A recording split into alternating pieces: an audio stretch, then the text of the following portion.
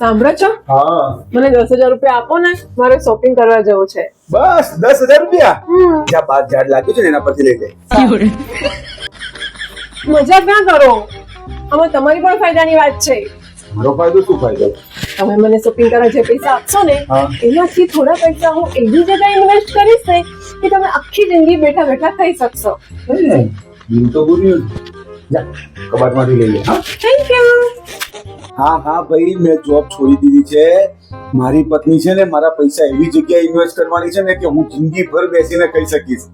હા હા હા હા, અરે મને તો ખબર પડવા દે, પછી તને પણ કહીશ. હા હા ચાલ બાય. હા અરે આવી ગઈ તું શોપિંગ હા. કરીને?